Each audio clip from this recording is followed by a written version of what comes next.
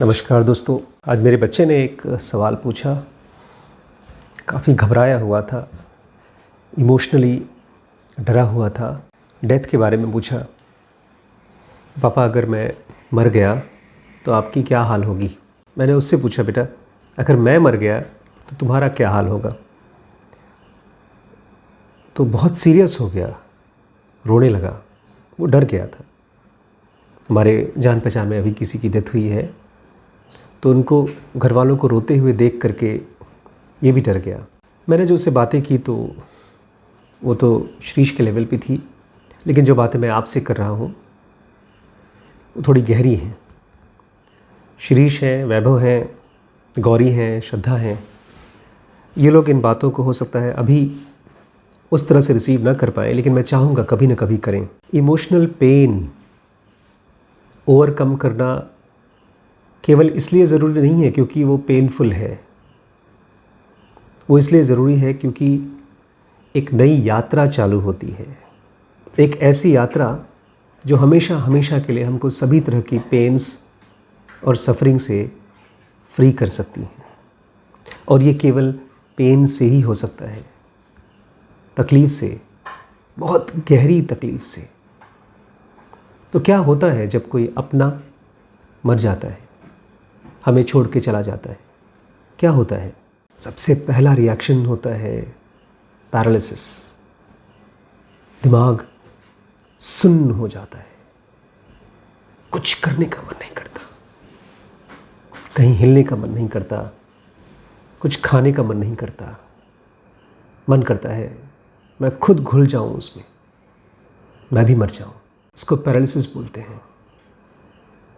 ये बहुत ज़रूरी है कि आप इसको पहले से जान लें, क्योंकि जब ये होता है तो बहुत बड़ा लगता है। शरीर में कहीं चोट लगती है, कहीं हाथ टूट गया या उंगली में कहीं कोई घाव लग गया, तो उस ऑर्गन को हम लोग हिलाते नहीं हैं बच्चे। इसी तरह से जब मन को गहरी चोट लगती है तो वो एकदम शिथिल हो जाता है, कुछ करने का मन नहीं करता। ये तो इमीडिएट रिस्पॉन्स होता है। उसके बाद क्या होता है? कुछ दिन या कुछ हफ्ते बाद जो होता है उसको हम लोग दुख कहते हैं, सौरो कहते हैं। वो कई दिन तक चलता है, कई महीने तक चलता है। क्या होता है ये दुख? क्यों होता है ये दुख? इसको पहचानना आपके लिए बहुत इम्पॉर्टेंट है। हमें से ज़्यादातर लोग इसको इन्वेस्टिगेट नहीं करते, घिनौना लगता है। जैसे कोई बदबू आती हो, हम चाहते हैं वो दुख को पैक करके कहीं फेंक दें, कहीं दूर। लेकिन ये आपका दुख है और इसको समझना किसी और के लिए मुमकिन नहीं हो पाएगा। आप उस आदमी के या उस औरत के साथ थे जो आपको छोड़ के चली गई। आपने ढेरों बार साथ में बैठ कर के खाना खाया होगा, साथ में वॉक लिया होगा, घूमने गए होंगे, कपड़े खरीदे होंगे, हंसे होंगे, साथ में रहे होंगे, सब कुछ शेयर किया था साथ में। अब वो चला गया। अब वो सारी उम्मीदें जो आपने सोची थी अपने मन के अंदर, वो खट करके ख़त्म हो गई, एक ही सेकंड में ख़त्म हो गई। और आप यहाँ पर पड़े हुए हैं, अकेले, एकदम अकेले, खाली और लोनली। जो आप महसूस कर रहे हैं या जो आप महसूस करेंगे किसी के जाने के बाद, उसको अकेलापन कहते हैं। ये इसलिए महसूस होता है क्योंकि आपका साथी चला गया है और ये माइंड नहीं चाहता। ये माइंड आपको जो रिएक्ट कर रहा है, ऑब्जेक्ट कर रहा है कि ऐसा नहीं होना चाहिए था मेरे साथ, जबकि ये रियलिटी है।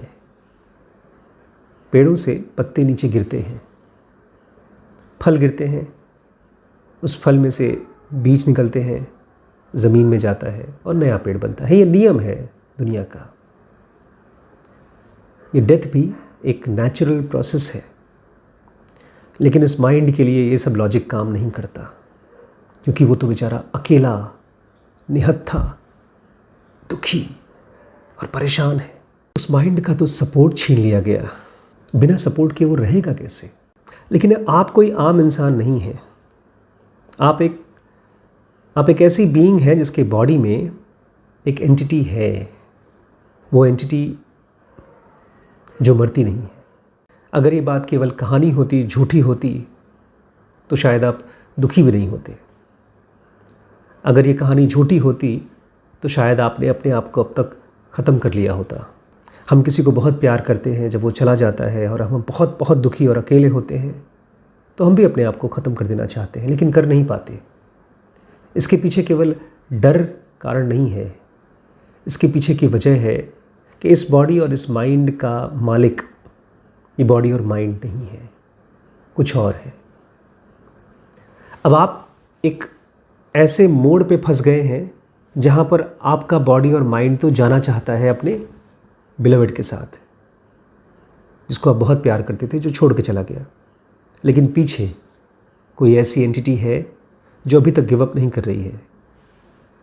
अब किसका साथ देंगे आप? इस मोमेंट पे सबसे ज़रूरी स्टेप क्या है? चाहे आप स्पिरिचुअल हो चाहे ना हो, आपके सामने एक बहुत बड़ी घटना आ गई है। दुर्घटना नहीं है, ये एक घटना है। हम दुर्घटना उसको कहते हैं जिसकी हम उम्मीद नहीं करते, लेकिन ये तो पूरी पॉसिबिलिटी थी होने की। इस मोमेंट पे सबसे ज़रूरी है उसके साथ रहना। जैसे पैर टूटता है तो पैर काट के फेंक नहीं देते, उस दर्द के साथ रहते हैं। ऐसे ही इस पेन के साथ, इस अकेलेपन के साथ रहना, लेकिन साथ ही साथ रिएक्ट नहीं करना, रैशनलाइज नहीं करना, अपने विचारों से, अपने बिलीफ से उसको बांधना नहीं।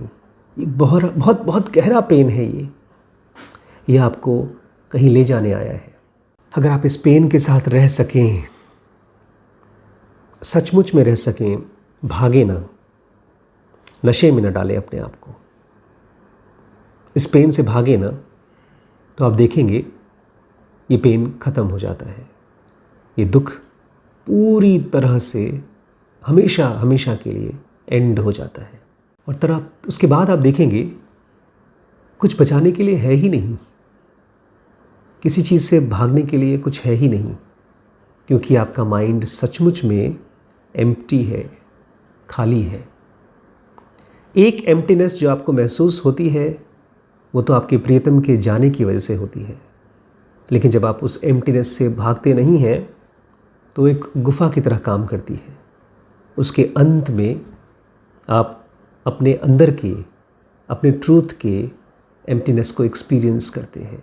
और इस तरह से जब आपका सारे दुख ख़त्म हो जाते हैं तब आपकी नई जर्नी शुरू होती है, नई यात्रा शुरू होती है। ये वो यात्रा है इसकी कोई शुरुआत नहीं है और इसका कोई अंत नहीं है। इस यात्रा में इतना बड़प्पन है, इतनी इमेंसिटी है, इतनी गहराई है, इतनी ऊंचाई है, इसका कोई नाप तोल नहीं है, इसका कोई मेजरमेंट नहीं है। लेकिन उस दुनिया में आप घुस नहीं सकते जब तक आपके अंदर के एक एक दुख के कतरे को पूरी तरह से ख़त्म नहीं कर दिया आपने। जब तक आपके अंदर में एक रत्ती भर भी दुख या कंप्लेन है, तब तक ये यात्रा चालू नहीं होती। इसलिए कोई छोटा दुख हो या बड़ा दुख हो, उसको हीरे की तरह ट्रीट करिए, बचा के रखिए, उसको देखिए तब तक जब तक वो दुख का दिया, जैसे दिया जले, वो तब तक जलता है जब तक उसके पीछे उसका तेल ख़त्म ना हो जाए। तब तक उसको देखते रहिए। जैसे ही ईंधन ख़त्म होगा दिया बुझ जाएगा। ऐसे ही समय लगेगा, लेकिन जब दुख पूरी तरह से इवैपोरेट हो जाता है तब चालू होती है वो यात्रा। अभी आपके ऊपर है, या तो इस दुख से भाग लीजिए या उसके साथ रहिए, बिना रिएक्ट किए, बिना कंप्लेन किए। ये दरवाज़ा है आपका उस दुनिया का जहाँ कोई पेन नहीं, कोई सफरिंग नहीं, कोई अलगाव नहीं, कुछ नहीं, बस आप और फ्रीडम, बस।